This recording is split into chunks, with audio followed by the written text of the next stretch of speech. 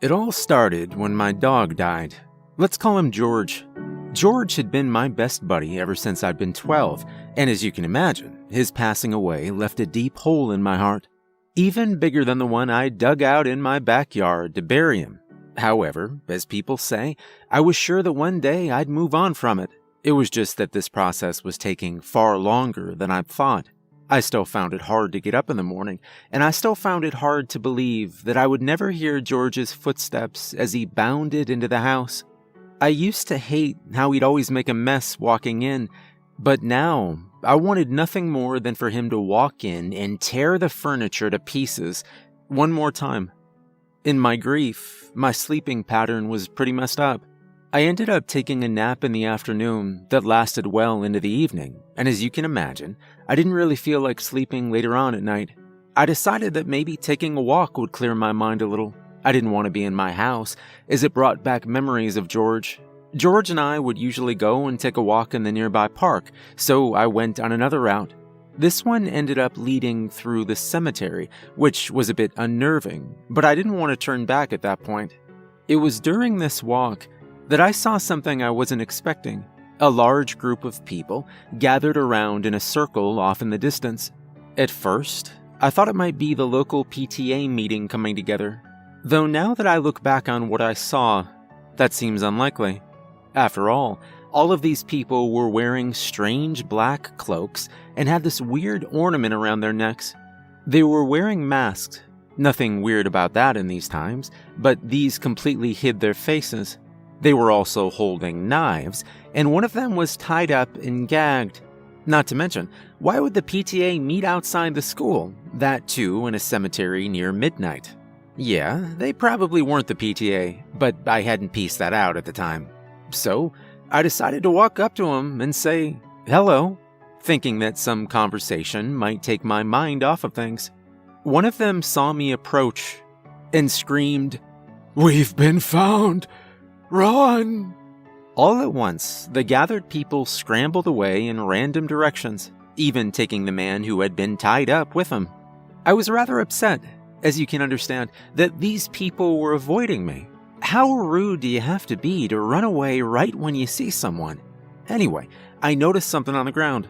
It appeared that these people had dropped something in their hurry to get away from me. It was a rather thick book with the title written in a language whose letters I didn't recognize. So I assumed that it might have been French. I'd taken Spanish in school, you see, so I had no knowledge of French. Now, these people might have been rude to me, but I figured I should still return the book to them. The only thing was, I didn't know who any of these people were, and the book didn't have an owner mentioned on the cover. While it is definitely not a nice thing to go through someone else's belongings, this could have been someone's diary for all I knew after all. I did want to return it to its owner, and had no clue as to who that was. And so, I began reading it. The text inside was also in that strange language, but someone had scribbled out what I guessed were translations in English. The handwriting even seemed a little familiar, but I chose to ignore it at the moment, as my attention got to a page about something called necromancy. Apparently, it was possible to bring back to life someone or something as a zombie. It immediately piqued my interest, as it meant that I might be able to see George again. I decided that I could hold back on giving the book back. I wanted to see if it was possible to bring back my dog first. I was sure whoever owned the book didn't need it back urgently or anything. Of course, I wanted to be sure about what I was doing first. I called my local veterinarian's office the next morning to ask about his medical opinion on bringing back an animal with dark magic, but I was swiftly disconnected.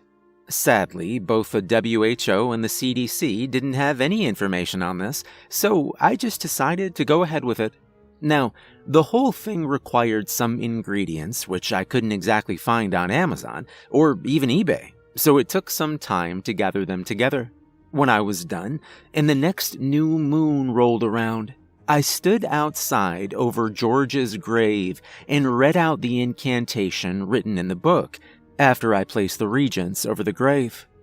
At first, nothing happened, so I was kind of disappointed. But then I heard something. It sounded like muffled scratching beneath the earth. I began clearing it off, and eventually came upon a wriggling paw. A while later, and I'd unearthed George. He was a bit decomposed, but surprisingly, he didn't smell at all. He barked happily as he saw me, and I saw recognition in his eyes. Yeah, there were a couple of issues. For one, George seemed to reject everything that I wanted to feed him. He was undead, so I wasn't sure if this was an issue. Secondly, he was a lot more aggressive, at times trying to bite off my head. He never succeeded, though. But I just thought this aggression was a side effect of having been buried. After all, I think I'd be a bit cranky too if I was buried underground for a few weeks. I decided to ignore these small flaws and instead spend as much time as I wanted with George. I can't describe to you how amazing it was to finally be with him after having lost him. It felt as if I was whole again. Aside from a few violent outbursts, he was just as playful as he'd always been. While it was nice playing around with George, I remembered the book and the fact that I was supposed to return it. See, I'd said that I sort of recognized the handwriting. I thought it belonged to my neighbor, who I'll call John here, and so I showed up at his house holding the book. "Here, John, I think you dropped this," I said. Immediately his face turned to one of shock, and he vehemently denied owning it. But, this is your handwriting, right?" I pointed out. He said no, it must be some mistake, and that I should take the book away and leave. He kept looking around frantically, as if afraid that someone might be watching us. "All right, if you don't want it," I said, pausing.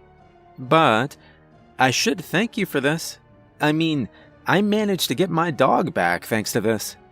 His eyes widened as I explained what I'd done, and he began to freak out even more, asking to see my dog. I complied. After all, John had played with George before. I took John to visit George, and John began to freak out for some reason. I thought he'd be happy to see George again, but he didn't share my joy at having my pet back. I think this is what set George off, because he's normally such a friendly dog. But he went ahead and bit John on the leg. It was a shallow bite, and I offered to wash it with some soap and water before driving him to get a rabies shot, but John just sprinted away at that point, and I had to hold George back to prevent him from attacking John. I got that John was kind of rude to George, but still, I didn't want my dog to hurt John anymore. The next day, I got a call from John's number, but it was from his wife. Let's call her Jane. She told me how John had been acting weird ever since he'd come with me to see George, and she was asking if he'd taken drugs or something. I asked her what he was doing that was so weird, and she said that his skin was now grayer, and he'd bitten her last night in bed. I told her I thought that was kind of kinky and not what I'd be comfortable with, but if it was what the two of them wanted to do, I had no real business judging them for it. For some reason, she got frustrated when I said this, and she hung up on me. Things have gotten progressively weirder over the weeks since then, guys. My town has been put into lockdown for the past 3 days. It's something different. People have been whispering about zombies, but they've hushed up now that the military's been involved and has stationed troops here. I hear gunshots occasionally throughout the day, and so I had to move George inside since he gets agitated easily by loud sounds. I won't lie, I'm getting kind of scared now. I haven't heard from John or Jane for a couple of days, and they aren't picking up their phone. I can't help but feel that somehow I might be responsible for all that's happening. But even if there is a zombie apocalypse, all zombies can't be bad, right? I mean, George is one, and he seems to be fine for the most part. I really hope the military doesn't feel like they have to take George away. That's what scares me the most. I can't stand losing him a second time. What do you guys think I should do? Please answer quickly. I think they might cut off our internet, and I'd like some advice before they do.